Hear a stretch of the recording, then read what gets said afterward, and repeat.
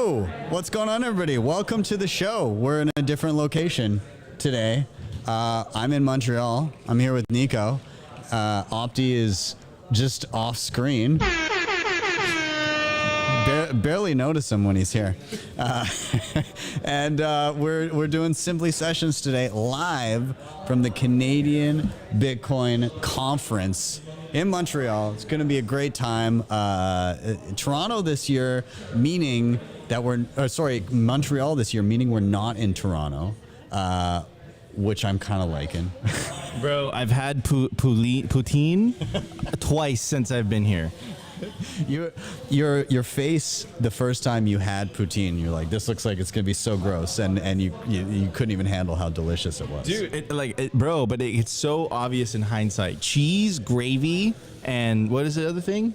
I forget. Just fries. Yeah, cheese, gravy, fries. Like, that's a thing. It's actually real. It actually tastes freaking delicious. But yeah, I mean, happy to grow. This is like what? How many Simply Sessions have we done in person?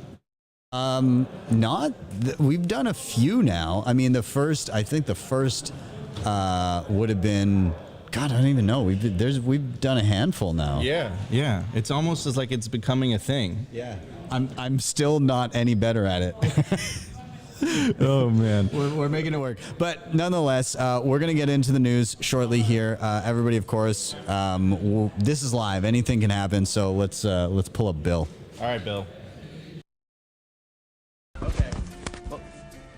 We'll do it live. Fuck it. Do it live. I'll write it and we'll do it live. Thing sucks. If you have not already, like, subscribe, share, all those things, super important to get this content in front of my eyeballs. I am Ben, this is Nico, and this is your Simply Session.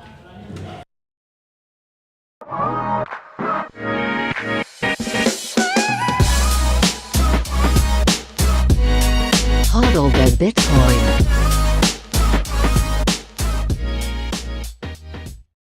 All right, before we dive in, we're going to take a quick peek at timechaincalendar.com. Currently, right now, we're sitting at $65,324 per coin. A single US dollar will snag you 1,531 sats in terms of fees. Next block, 10 sats per byte. Man, it is... it's nice to get some lower fees as of late. And in terms of Bitcoin mined, we're sitting at 19.7 mil. That is 93.81% of the total supply. We're going to throw it to a quick sponsor shout out, and then we'll dive right back in. On a mission to enable independence by being one of the easiest and quickest ways to purchase Bitcoin in Canada and the US. And the best part about it, every buy goes directly into your own self-custody. They never hold your coins. You can add a Bitcoin address as part of onboarding. There's a transparent 1% spread, no hidden fees, no withdrawal fees. Plus they have KYC free sells and bill payments on their website. They're also a publicly traded company under the ticker BTCW on the TSXV. Check them out over at bitcoinwell.com. Check out my full tutorial on how to use them, and you can check out the links in the show notes down below and sign up today. NUNCHUK.com has some of the best hardware on the market today to secure your Bitcoin. The Cold Card Q is an absolute powerhouse and is my daily driver. And on top of this, they have plenty of other goodies, including the Mark IV, the Tap Signer, Open Dimes, the Block Clock, and much more. If you head over to their website, make sure you use code BTC Sessions at checkout to get a nice discount. Links are in the show notes down below. All right, we're in, man. We're in. How you doing? We're back, man. Bro, I mean, dude, I know, like, maybe this is unpopular with Canadians, but I fucking love Canada, bro.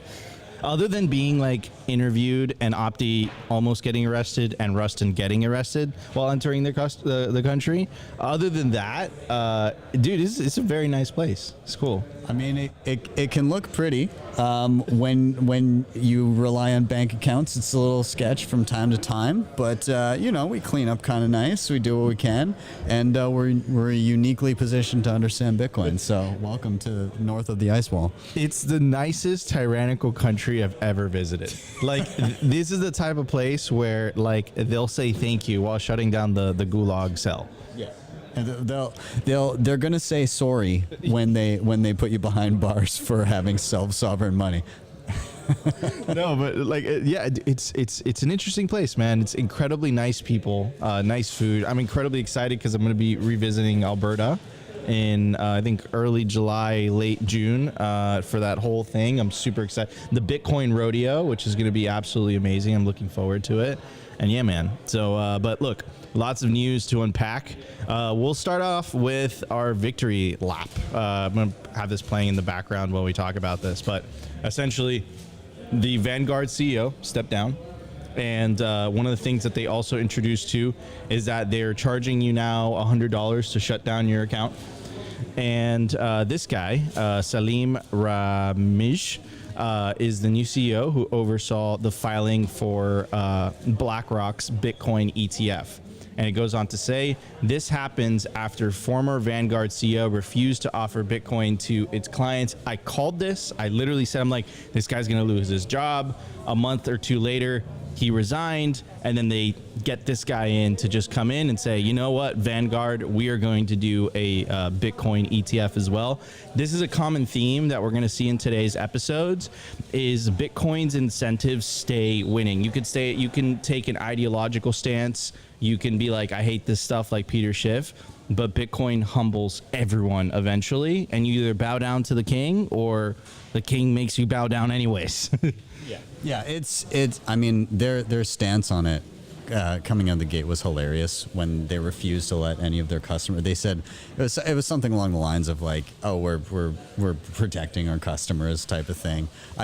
You know the meme of like the soldier like this over the child in bed. I took that meme, but it's the one where all the knives and like needles and fire and everything is coming from the opposite direction. I just labeled it as Vanguard and protecting their clients. Yeah, dude, someone should protect their clients from them, bro. Oh man, absolutely wrecked. Well, dude, I feel bad for him, but at the same time, like, you know, I don't feel bad. It's kind of like an I told you so moment. And also, not to mention Fidelity, you know, you have BlackRock, you have the Katie Woods ETF, I forget what, ARK Invest, all, you know, continuing to do very, very well. Kathy Woods, ARK Invest ETF, $133 million worth of inflows, the highest since March. It seems like April was a little bit of a slow month, but things seem to be picking up again. And as you can see, nature is healing. Getting all the Bitcoin haters out there. Anyways, let's start with this one. Actually, we're also seeing a trend all over the world. It's almost as if Bitcoin is winning. This is an article that we covered on Simply Sessions when it came out, but it's basically the Kingdom of Bhutan has been quietly mining Bitcoin for years, right? Which is really interesting also on this, Ben, because this news, did you know that this news wouldn't have come out if it wasn't for the Celsius bankruptcy? I do remember that. They just got doxxed by the bankruptcy proceedings, didn't they? And no one had any idea that this tiny little Himalayan kingdom was like, yo, let's mine the fuck out of this cord, bro. And they increased it. Even before the halving, they announced that they were going to increase their mining capability from 100 megawatts up to 600 megawatts. And shout out to BitDeer, because I know that BitDeer was a big part of that initiative. But this is just another example of this tiny country, and it says it right there, not my words, immense stores of hydroelectricity, right? It literally accounts for 30% of the country's GDP, and they have way too much hydroelectric capacity to do anything with it. So what do? They sell it to other countries nearby, and they turn it into sweet Bitcoin, right? So this is what was happening in the Kingdom of Bhutan. And we started to see, let's go with this one first. And also we saw this in Argentina as well. Argentinian energy company to mine Bitcoin with stranded gas. It goes on to say, Argentina's energy sector is increasingly turning to Bitcoin, this time with a state-owned facility. So it's the state of Argentina using stranded natural gas from oil fields that would otherwise be wasted. State-owned energy firm YPF subsidiary YPF Luz recently partnered with Genesis Digital Assets to launch a gas-flared powered mining facility. It will harness 1,200 machines to monetize gas currently being flared into the atmosphere. This comes as Argentina embraces Bitcoin with the election of Bitcoin-friendly President Javier Milei. By repurposing stranded gas that is currently burned as waste, GDA estimates its mining operation could reduce up to 63% of the carbon emission. I mean, wait a second. That's impossible. That is extremist information. That must be a lie. How could that be true? I thought Bitcoin was terrible for everything. We are obviously literally boiling the oceans. Babies are dying. Yeah. There's so much horrible shit. No, it's, again, the beautiful thing is economic reality is coming home to roost. Every country that does this is going to benefit greatly from it.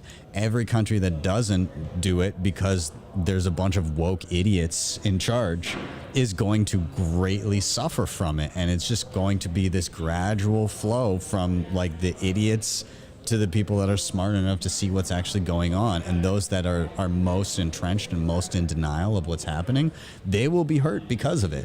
And so that's all we're seeing. We're finally seeing countries that have been on the shit end of the stick that are now being like, oh geez, like, you know, we can utilize our energy instead of having to like, you know, export all of our resources. Maybe we can just like hone in on the resources that we have and use it to obtain the soundest money Earth has ever seen. I couldn't hear anything other than you're a right wing, you're a crazy extremist, and that, you know, like you just want to tear down everything. That's what I heard.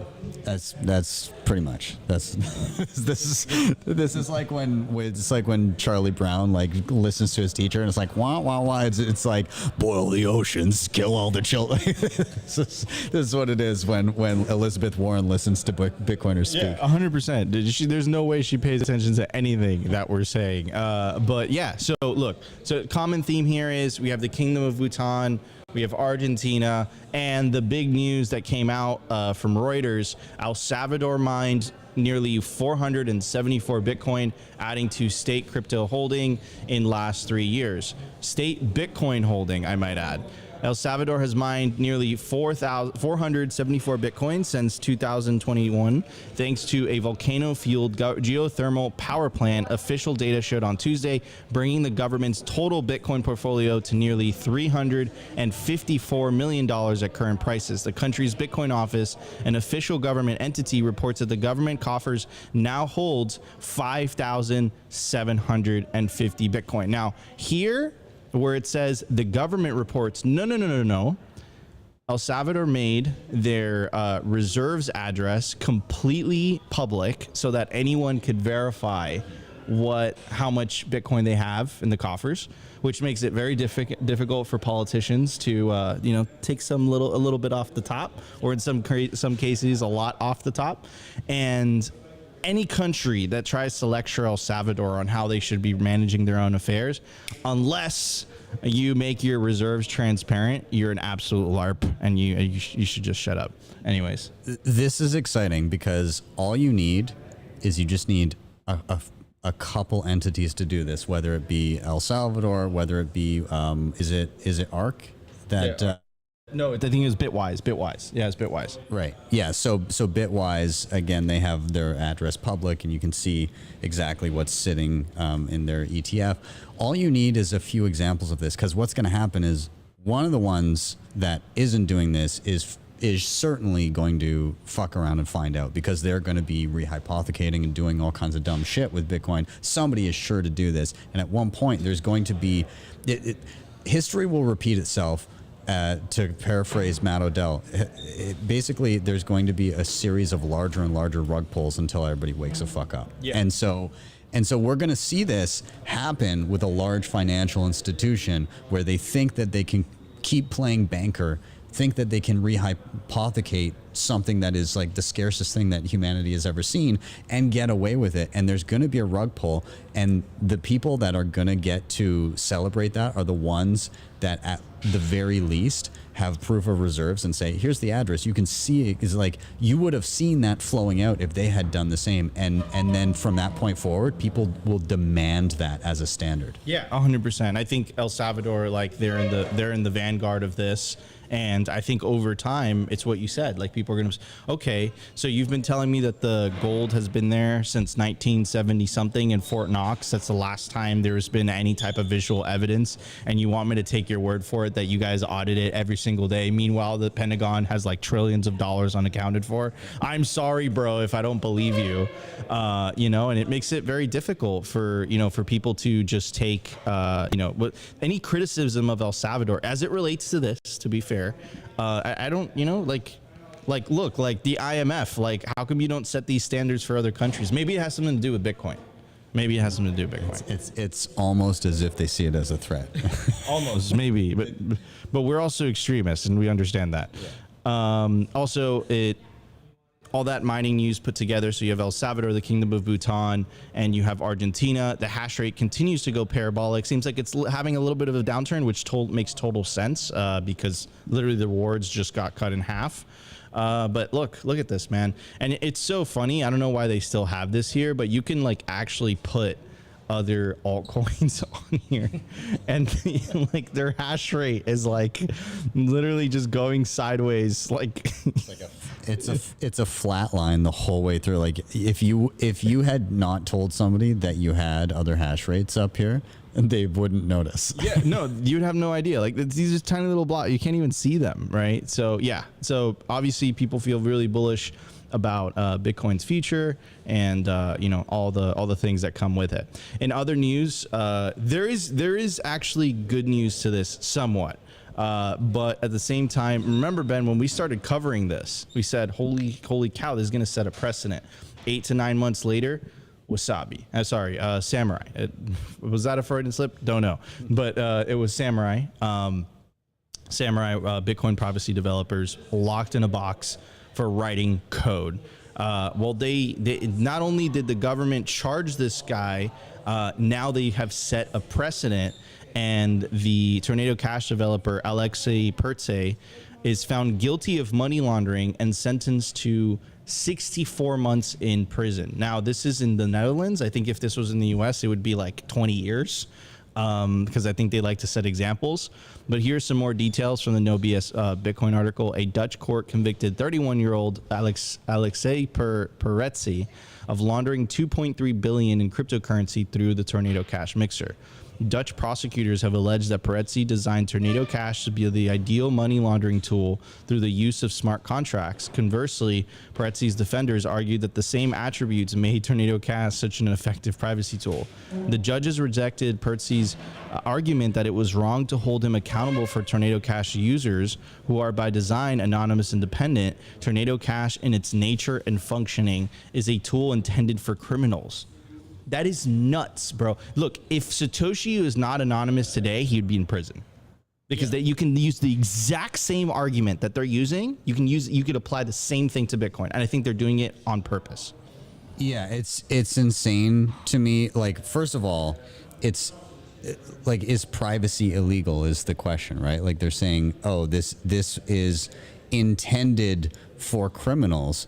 But when you say that, you're implying that any form of privacy when it comes to finances is illegal, right? Like just because somebody can use it to launder money doesn't mean that all forms of privacy are because you want to launder money. Like it's insane to me that the mere fact that somebody might want to use this tool as a way for somebody not to be able to see their entire net worth is overlooked here. Yeah. Right? 100%. I 100% agree with that. And you said something really interesting, Ben, which is this idea of like, is privacy being out? It already is. And they didn't even pass a law. They literally just arrested people. It freaked people the F out. Like as in the case, the latest announcement that just dropped, which for some reason my tabs did not refresh. Where are you? Here we go. This is the one. So yeah, like the latest news that just dropped of, you know, another Bitcoin company leaving the United States. It is IBEX, right? So you have Wasabi, you have Phoenix, you have Wallet of Satoshi, obviously Samurai, and I forget the other one. There's a very popular one. There's too many to name. Phoenix, Wallet of Satoshi, Wasabi. Yeah, I mean, yeah. We're missing it because it's just there's so many happening every single week. And here's another one. And I would say, like, look, like the U.S. is supposed to be the bastion of capitalism and free markets and individualism and, you know, innovation and whatever. Like, they're literally scaring people like so hard that people are just like, I just don't want to deal with U.S. customers. Who does that affect the most? Like, that doesn't protect U.S. customers. That actually protects the American citizen, the American individual. They're saying, like, it's not even worth it to set up shop over there. I don't know what they're doing. And people are starting to notice that. Like, one of the things that we covered on last week's Simply Sessions was this idea of, like, why the F is Bitcoin becoming political? Like, why are certain political candidates taking a stance? Why are others taking a stance? And we said, we said during that episode that it wasn't a monolith, right? There was members of both parties that felt a certain way, but it started to become obvious as soon as the Biden administration and Elizabeth Warren and friends took a political stance. We showed you guys the data. That was not popular with Democratic voters. That was not popular with, it doesn't matter where you come from ideologically speaking. Like, if you hold Bitcoin, like any type of anti-Bitcoin legislation, you're going to be totally against it. And there's a really interesting part about a Democratic House member. His name is Representative Wiley Nickel, and he said the quiet part out loud. Unfortunately, the SEC's open hostility toward the digital asset industry isn't serving President Biden's best interests. The SEC is turning cryptocurrency regulation into a political football and forcing President Biden to choose sides on an issue that matters to many Americans. Shout out to Opti for finding that. Opti bars. Yeah, listen. That's called motherfucking bar. But yeah, man, like, it's just, you know, it's definitely a shame, to say the least, that we've gotten to this point. Yeah, man, I mean, but we've been saying this, Ben, like, this is not a political issue. They made it one. They made it one by taking a stance towards the industry that everyone, regardless of their beliefs, likes. They like Bitcoin. Yeah, honestly, the issue here is control, and I still firmly stand on my position that the leaning, like right now, we've predominantly seen people on the right side of the political spectrum have first warmed to Bitcoin, but I think that's just merely a function of who had the most power at the time when Bitcoin came to fruition, right? And so, you know, like the left has had more or less has held office for the entirety of Bitcoin's existence, for the vast majority of it anyways, or at least held, not necessarily office, but like the popular narrative, right? Like it has been left leaning.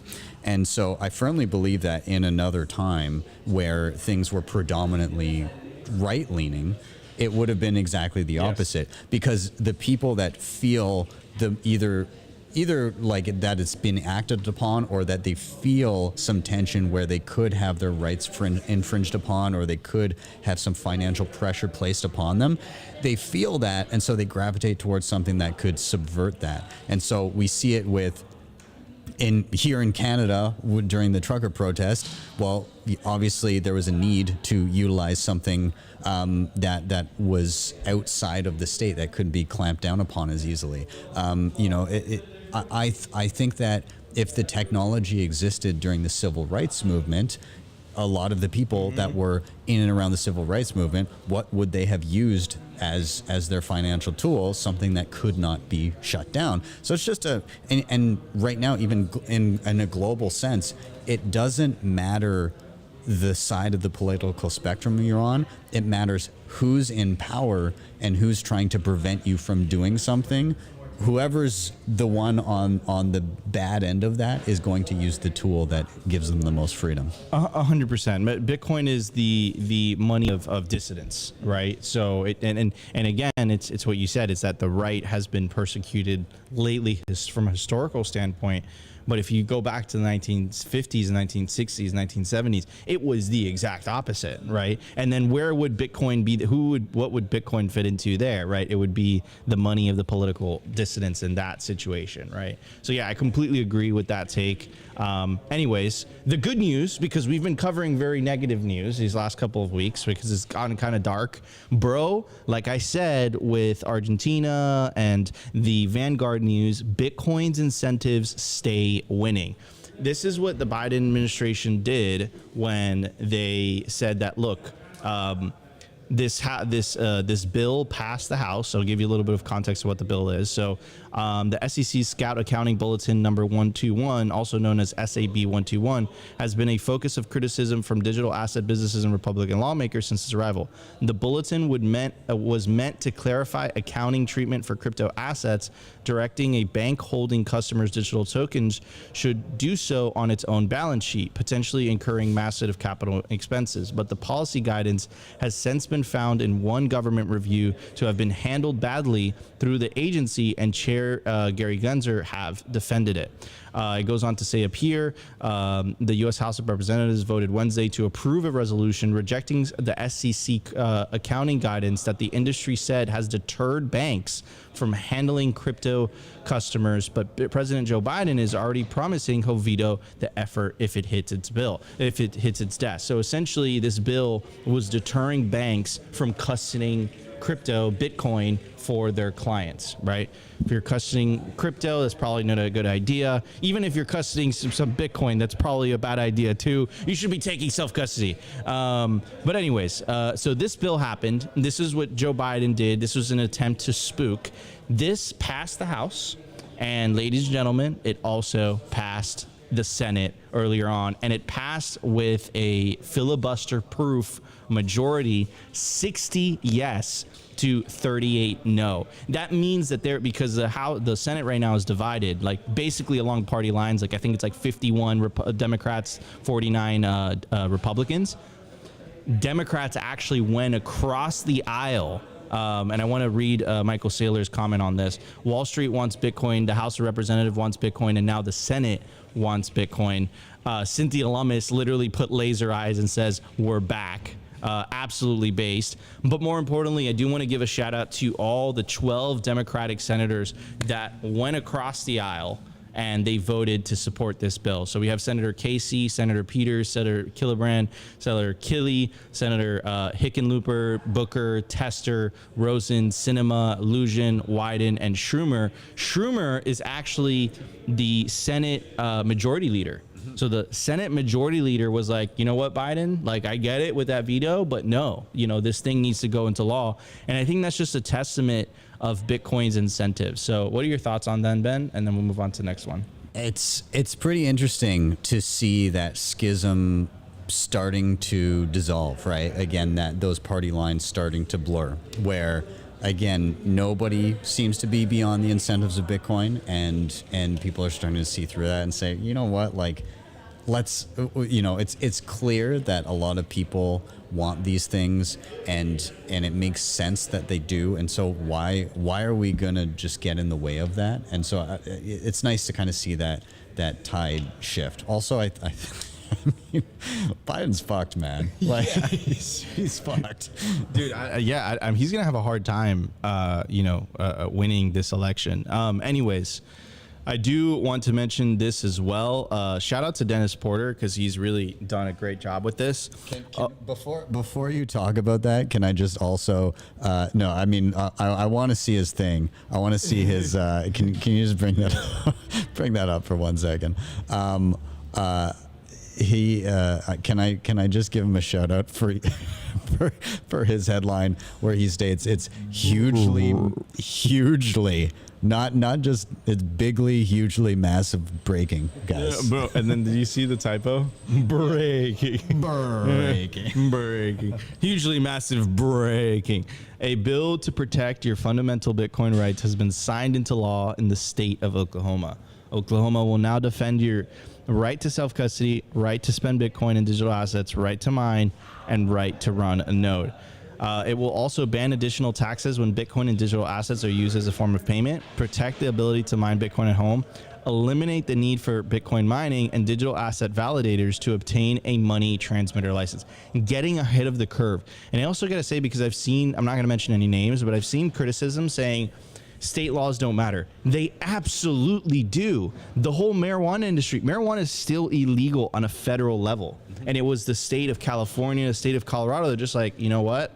You can do that, but it's legal on a state level, and then that's allowed certain industries, certain marijuana industries, to thrive in the United States, where it's technically illegal federally still. So I could definitely see Bitcoin going down this path. Not as it's going in the Senate so far, it doesn't look like it. But you know, if all else fails, I'm bullish on the sovereignty of individual states fighting for Bitcoin. Yeah, I mean, I think this again is an example of smaller movements gradually resulting in huge swells, right? Like it's you look to something like El Salvador. It starts with El Zonte. It's impossible to ignore, and now we've got an entire country that is using Bitcoin as legal tender. If I look at even Canada, like you're up here and like weed's legal everywhere, but that didn't exactly start that way. It started with certain provinces here being like, we're going to legalize medical marijuana and so on and so forth, and then it just kind of became like, well, I mean, the medical marijuana places would be like, oh, do you have headaches? Here's your card. Like it's like, and it was just a gradual kind of like, okay, nobody thinks that this is bad anymore. What the hell are we doing?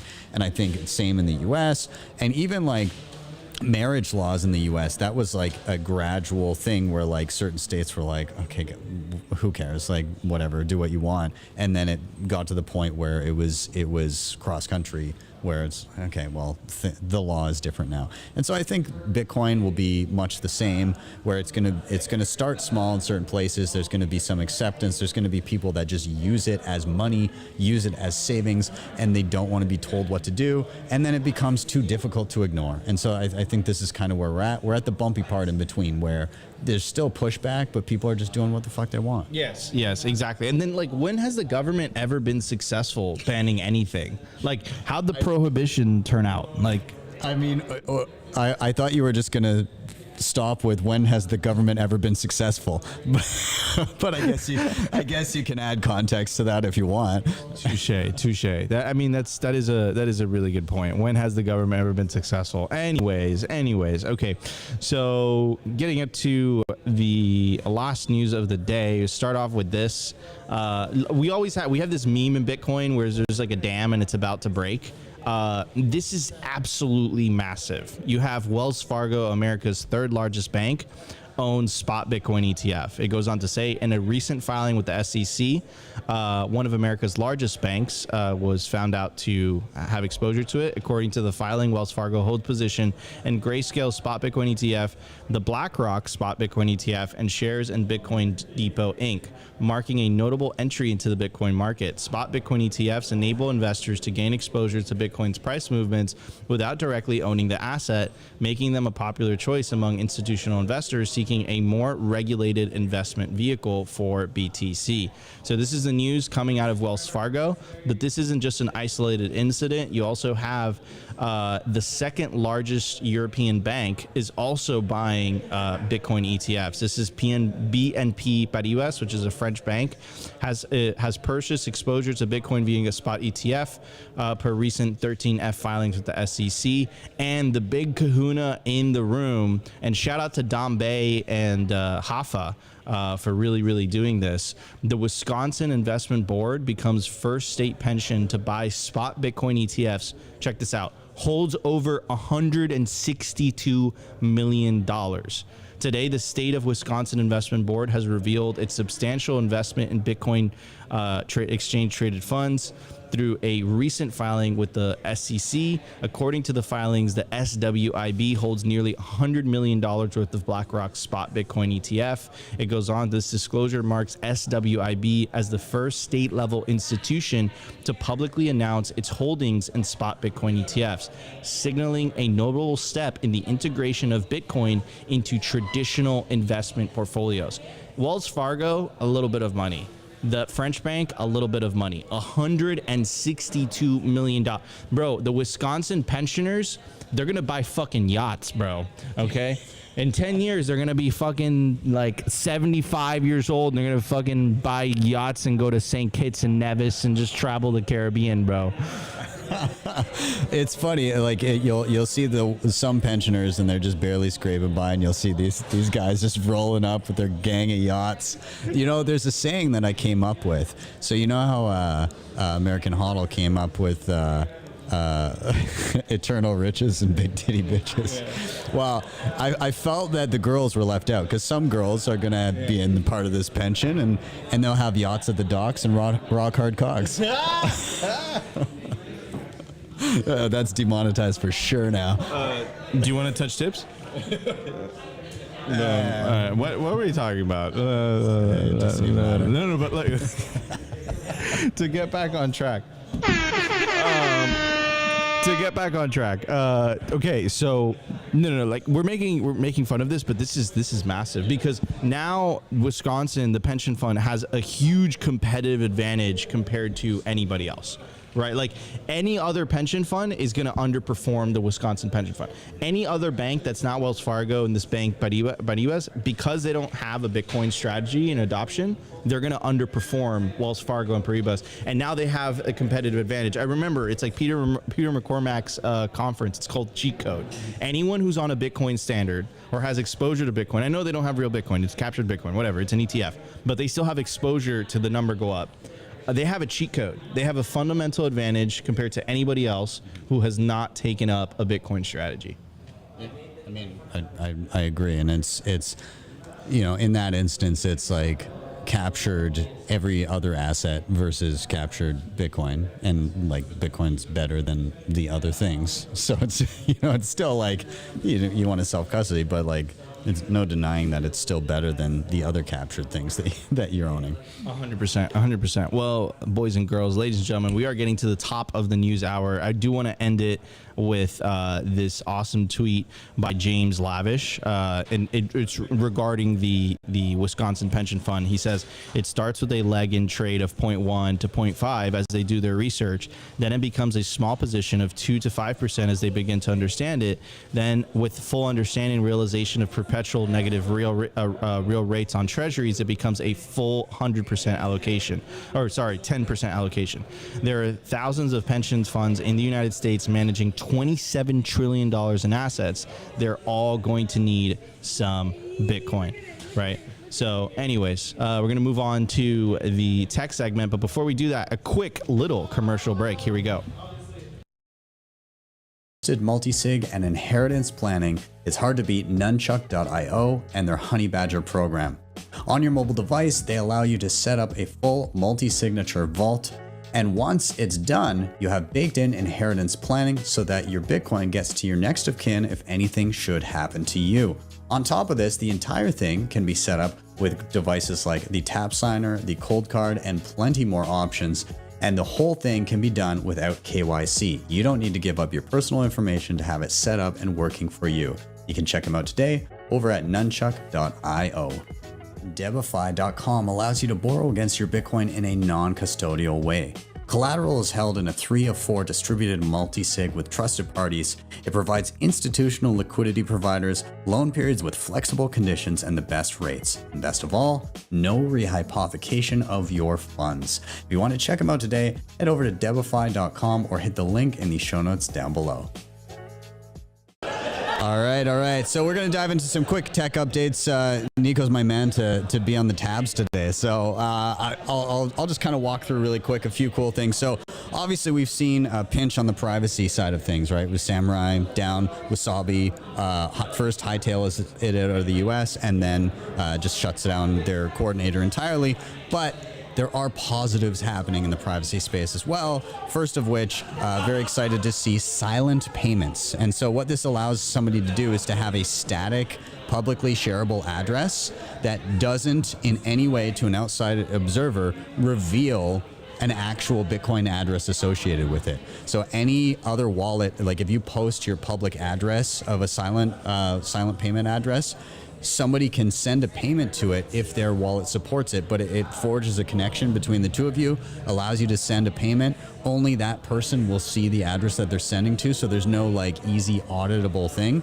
Now, what this doesn't protect against is a malicious third party sending a payment and then waiting to see where it goes next and seeing what funds it commingles with. So technically speaking, you would need to combine this with some type of coin join after the fact, but it saves a lot of people from just posting public addresses, accepting donations or whatever, and then having anybody be able to audit it. So it's a good step in the right direction.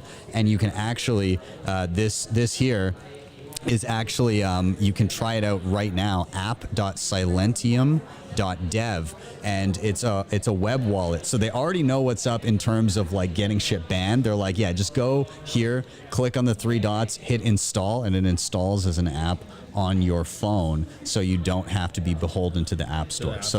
Yeah. Right out the gate, they knew that this was necessary. So I checked it out. I'm gonna be playing around with it a little bit, very, very early, but in the next tab here, already we see the devs over at Keith is a legend over at Seed Signer, and he's already playing with it and implementing it in the Seed Signer. Oh wow! Yeah, wow. Okay. Oh, wait, hold on, dude. I'm like news. I can do it, but this I'm like literally regarded. Hold on. So the Seed Signer downloaded specific software for this, or is this like a like a standard like BIP that like everyone could build upon? Yeah, this is a standard. This is a BIP that anybody can build upon. And right away, Keith was like, "Yo, let's just figure out how to get this shit in the Seed Signer." So like, wow. He's like, this is like a day later. He's like, "Yeah, I started making some stuff, and here we go." And so it's starting to roll. I hope that more and more wallets quickly pick up on this and start playing with it, because the idea of a static address that you can share anywhere and have it be relatively private, that's pretty awesome. That is super cool, dude. Holy cow. Yeah. Shout out to the devs, man. Absolute geniuses. Speaking of wallets that I think you can use on your desktop, right? Yeah. Yep. Mutiny. I'm not that regarded. Yeah. You know what's up. So just kind of parroting what I hear. I don't really actually do any of these things. Shout out primal.net Lightning Wallet. Yeah. So I mean, Mutiny is awesome in that, again, they recognize that you don't want to have to rely on an app store. You can install it as a progressive web app directly from your browser. But they've also added like a lot of the, when it comes to self-custody and it comes to Lightning, it can be difficult because you're often dealing with receiving your first transactions, which might not be that much, but then you have to establish a channel, and that can be burdensome when it comes to fees, especially if we're seeing fee spikes. So the way that they've done it is they've used Fediments in the background. So that's basically like a big multi-sig pool of funds, but you can send Lightning payments into it. You have a distribution of keys, so at the very least, you're not relying on a singular third party to hold your funds. But then within Mutiny, there's a single button that once you build enough of a balance, it will allow you to swap into your own Lightning channel. And so it kind of allows people to build towards self-custody. So I really like what they've done. So what they just did is, before you could only just receive Lightning transactions into the Fediment part for easy onboarding, but now you can actually just send a regular Bitcoin transaction. It will auto-convert and go into the Fediment, so you basically have instant access to like Lightning and fund it with just regular Bitcoin. So they're making strides. I feel like they're doing an awesome job, and so yeah, that's the update out of Mutiny there. So I guess we can move on from there. What else do we got? Oh yeah, so in the same vein, this is all kind of in and around eCash system. So Fediments are eCash. Mutiny, while they're not using eCash, they're using a system like that in the background to help make Lightning easier. Cashew is another form of eCash that you can use on top of Bitcoin. They just dropped a new eCash wallet, which was super slick. Again, progressive web app, bypass the app stores, just download it directly from your browser. Super awesome. I'll just kind of go through these last couple here. Again, mini bits, they just introduced improvements to their UX. They added multiple currency units, all kinds of great stuff like that. And then there's another one called boardwalk.cash, and this actually utilizes eCash, but it allows you to have a stable value as well. So in emerging markets, in the global south and places like that, where they might want like a digital dollar, this is not like a tether. This is using markets in the back end to try and keep a stable value, but backing it with actual sats. So lots of different developments happening in and around the eCash system on top of Bitcoin. Of course, there's trade-offs there, but there's also privacy benefits. And as long as you're not putting your life savings in it, I think it's pretty sweet. So can I click continue? You can.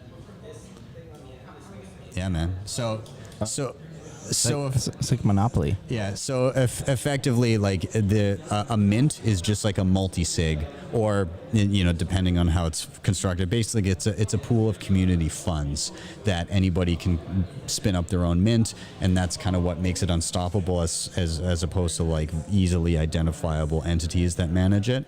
And so this is where eCash systems and Fedimints and things like that may have a bit of an edge on something like Liquid, where it's like, oh, we know this person's a key holder and this person's a key holder. When you don't know who the key holders are, yes, that is a risk, but as time goes on, you can probably build reputation over the years and decades. So we'll see how it plays out, but I think that you kind of need both in these systems, and you need to be cognizant of the trade-offs as well. So absolutely. Yeah. So we're gonna be seeing each other a lot soon. Yeah, man, I'm incredibly hyped for this, but I gotta say I'm a little bit disappointed because I'm not on here. but I will be here. If I see Dave, I'll say what's up. But yeah, man, I'm incredibly excited. I had an amazing time at the Bitcoin Rodeo last year. The venue was amazing. It was like this very cool theater, very funky. Calgary is a very, very, very wealthy city. I found out that Ben is part of a wine baron dynasty here in Canada. If you know, you know.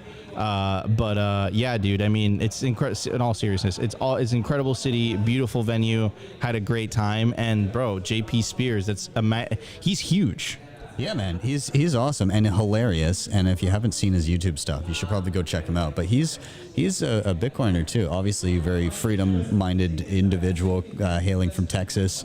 But he's coming up. He's going to be doing Bitcoin comedy set. He's actually doing a series of comedy sets at a comedy club in town prior to the rodeo.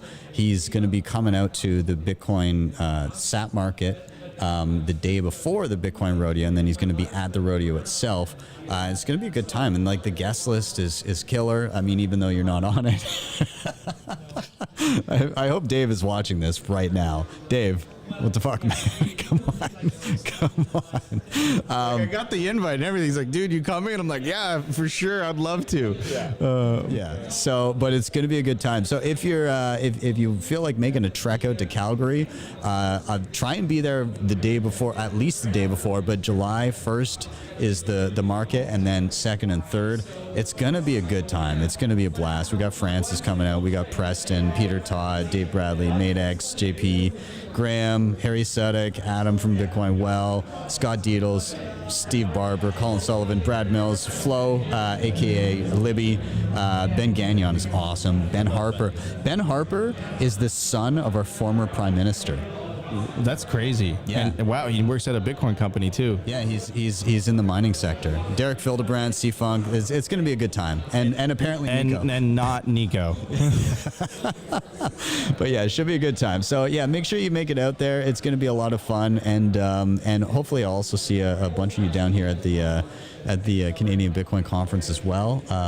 Taking place over the next couple of days. It's going to be a blast. So I guess we can start rounding out. Anyways, thank you guys so much for tuning in. I will give a shout out to the company that I just launched as well. If you guys are sorting through the tutorials on the channel, you need a little bit of additional hand holding. You need somebody to walk you through. We just launched this in the last month or so.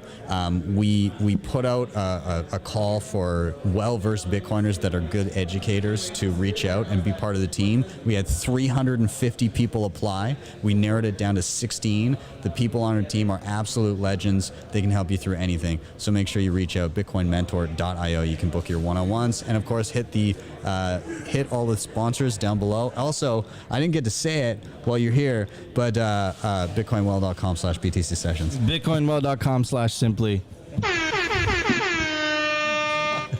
Opti is just off screen, so I'm gonna take the time. I'm gonna take the time to just. So we'll just put that up on the screen there for a second. Bitcoinwell.com/simply. Oh man. So yeah. Anyways, guys, thank you so much for being here. It was a blast. Have a wonderful day or evening wherever you may be. See you guys next time for your Simply session.